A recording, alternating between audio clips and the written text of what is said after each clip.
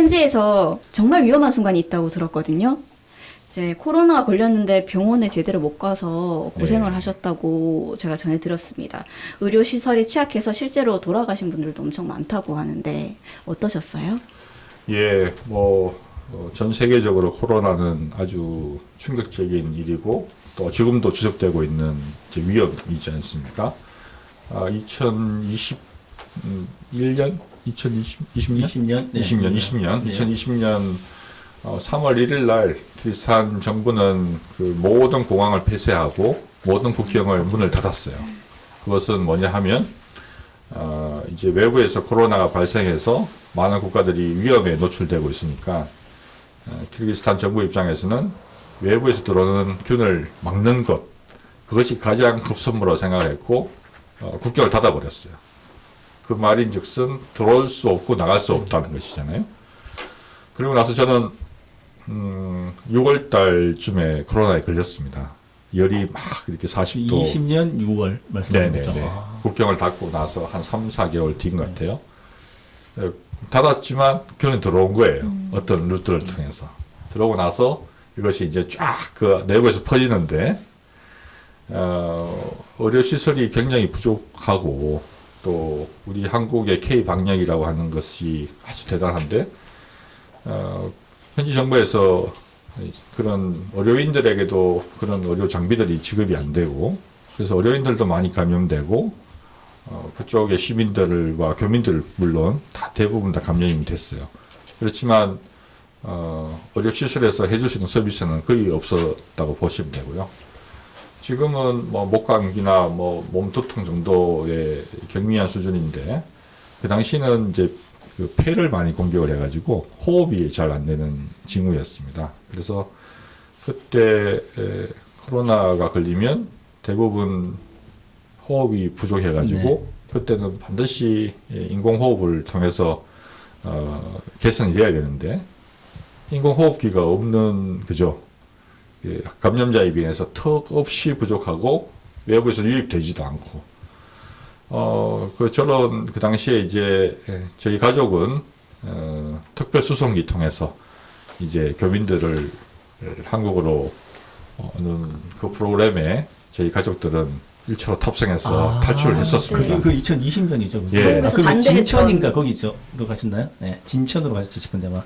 그때는 이제 각 나라별로 이제 나가 있는 교민들을 네. 한국 정부가 네. 비행기를 보내서 네. 대사관들이 현지에서 네. 협조를 해가지고 네. 우선적으로 한국으로. 네. 왜냐하면 한국에서는 그 의료시설들이 네. 준비되어 있고 그분들을 케어할 수 있는 능력을 가지고 있으니까 어떤 위험한 곳에 있더라도 비행기를 통해서 다 모셔갔죠. 그때 키르기스탄에도 그 특별수송기가 결정이 됐고 저희 가족과 회의 없이 네. 떠나야 된다. 그래서 이제 제 아내와 두 딸을 보내고 저는 이제 남으시고요. 네 이제 농사를 지어야 되고 네. 같이 오시는 계획했던 줄 알았습니다. 일들이 있어서 네. 그래서 저는 곧 따라가마 이렇게 하고 이제 네. 보냈는데 네. 그리고 나서 이제 국경은 닫혀버리고 상당히 오랜 기간 동안 이제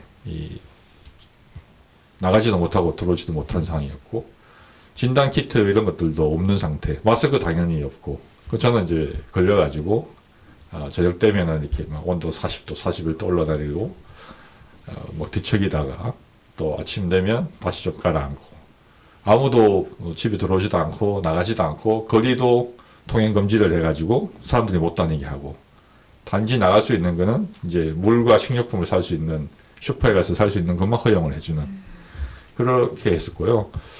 그래서 그 당시에 저는 이제 잘 알고 있던 미국인 선교사 의사들을 통해서 제 몸을 좀 진단을 받았었고 그분들도 뭐 진단 키트 없이 본인들도 다 감염됐어요. 그렇지만 이제 의사의 직업 정신을 발휘해서 항생제를 저한테 제공을 해줬고 운이 좋게 이제 항생제를 먹고 이제 진도가 덜 나갔던 거죠. 그 당시에 엑스레이를 한번 찍어보니까 이렇게 폐가 뭐 이렇게 10%, 15% 네. 계속 네. 망가지고 있는 네. 상태였죠. 하여튼 잘 이겨냈습니다. 네. 근데 너무 지금 건강해 보이세요. 표정 있으면 건강해 보이시는데, 그런 일이 있었군요. 네. 이게 되게 두려웠을 것 같아요, 지금. 어떤 게 들어오냐 하면, 내가 만약에 호흡이 조금 네. 부족해서 이렇게 호흡기를 물려야 될 상황이 오면 어디로 가야 될까? 없다는 것을 알았어요, 그때. 대사관도 병원도 뭐 비행기 타고 나오고 싶지만 다 닫혀 있고, 그러면 그 안에서 이제 해결해야 되는 것인데, 그 사실을 아는 순간 아이쿠야 이거 참 곤란한 상황이구나. 잘 아무래도, 얘기됐습니다. 네. 어쨌든. 잘 그래도 건강하게 보내셨으니까 저희가 지금 만날 수 있는 거고요. 네. 네, 현지는 사회 기반 시설이 아무래도 한국과는 차이가 많이 날 것 같습니다. 근데 그거를 또 벗어나서 임대하신 경작시 주변에서 국경 문제로 총격전이 있었다고 들었습니다. 반탄복을 입고 철모를 쓰고 농사를 지어야 되는 상황일까요? kir기스탄이 그렇게 위험한 곳은 아닌데, 지난해에 그런 일이 있었어요. 30년 전에 이제 소련이 해체되면서 독립을 이제 시켜줬는데, 이제 국경을 이제 이렇게 그었어요. 근데 그 당시 아주 치밀하게 국경 협상에서 끊는 게 아니고, 그냥 이렇게 편의적으로 이제 많이 껐는데, 그러다 보니까 어느 지역은 조금 불만이 있는 곳이 또 있는 것이죠, 양쪽 간에. 그러다 보면 특히 이제 물이 풍부한 지역, 적은 지역, 또 민족은 이쪽 민족인데 국가는 이쪽이고, 이런 것들이 이제 좀 명확하지 않은 것들이 있는데, 그게 해마다 조금씩 이제 갈등이 있어 왔는데, 지난해에는 아주 좀 심하게 해서, 무력적으로 대포도 쏘고, 총격전도 해가지고, 많은 분들이 한 59명 정도가 돌아가셨어요. 그리고 집이 한 1,500채 정도 깨지고. 마침 또 제가 그 지역에 가서 농사를 또 짓게 되어가지고, 저희 밭에도 포탄이 떨어져서. 상상도 할 수 없는 일인데요.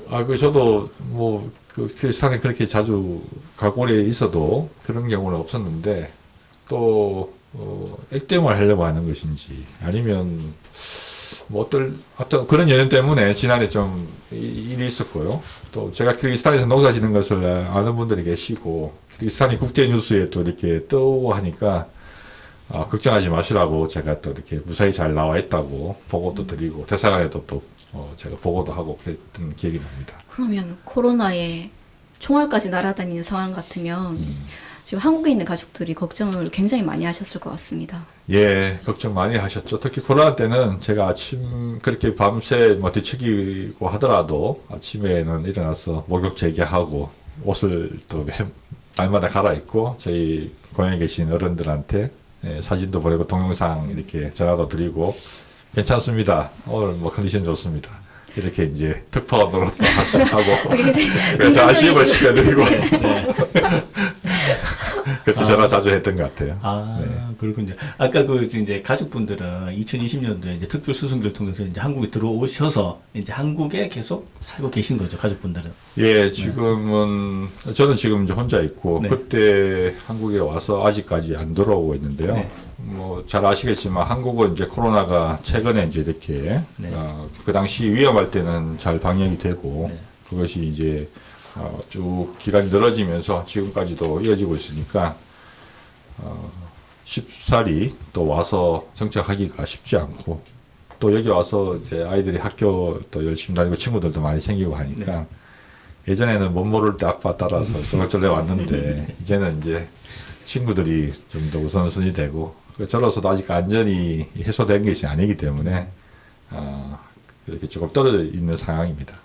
아무튼 코로나로 인해서 일단 기러기 아빠가 되신 거네요, 그렇죠? 네. 예, 팔자에 없는 기러기 아빠가 됐습니다. 굉장히 농촌일 거 아니에요. 아무래도 농촌이다 보니까. 예, 사실은 이제 제가 있는 곳은 농경지는 제일 남쪽에 있고요. 네. 또 수도인 비스케이라는 곳에 제 또 사무소가 네. 또 따로 있어서 도시와 아. 시골을 왔다 갔다 하면서 일도 보고 네. 하고 있습니다. 그래도 이 가족들하고 떨어져서 처음에는 좀 괜찮으시겠지만 지금 좀 외롭진 않으신지 궁금합니다. 지난해 이제 향수병이 왔습니다. 처음 1, 2년 동안은 경황도 없고 또 제 하는 일이 또 바쁘니까 열심히 일하고 지냈는데 또 장거리 운전을 많이 하게 됩니다. 아무래도 공간이 넓으니까.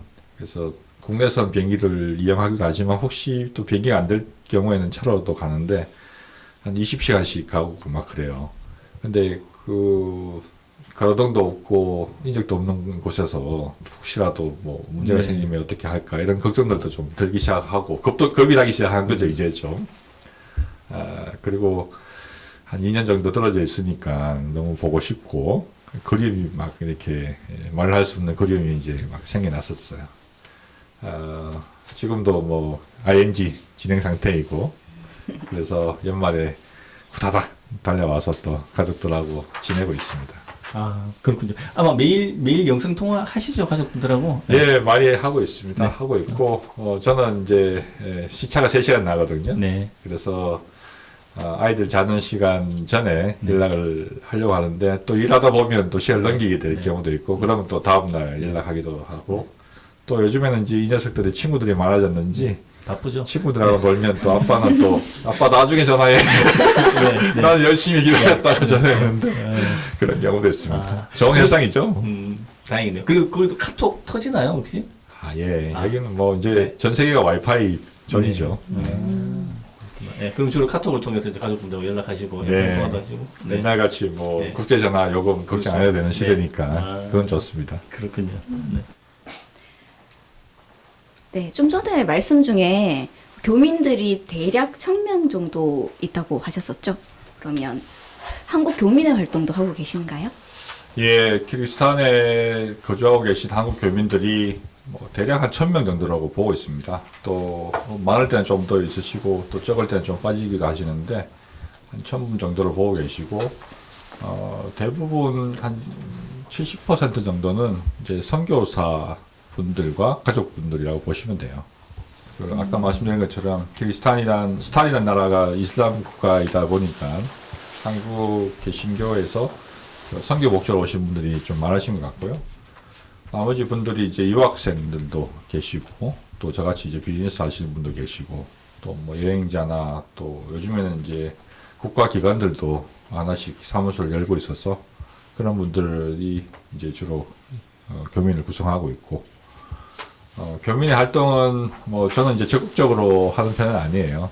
그렇지만 주로 제가 이제 밭에 있고 도심에서 여러분들 만나서 할 수 있는 시간들이 좀 부족하다 보니까 주로 이제 뜻이 맞는 분들이나 또 교민의 그 고양이 같은 분들이거나 또 이렇게 이제 좀 이게 여러 가지가 공통점 있는 분들끼리는 한 번씩 만나서 인사도 나누기도 하고요. 좀 주목할 만한 분은 이제 중국에서 우리 조선족이라고 하시는 분들이 그 부부들이 오셔가지고 활동하는 분도 계시는데 그분들하고 또 친하게 지내면서 또 중국 대륙 이야기도 많이 듣기도 하고 그렇습니다. 미리 자리를 잡고 계셔서 도움을 꽤 요청할 것 같은데 그런 분도 좀 계시죠? 예, 제가 처음에 키르기스탄 갔을 때는 키르기스탄을 이렇게 우리 검색해봐도 그 나오는 기사가 거의 많이 없었어요.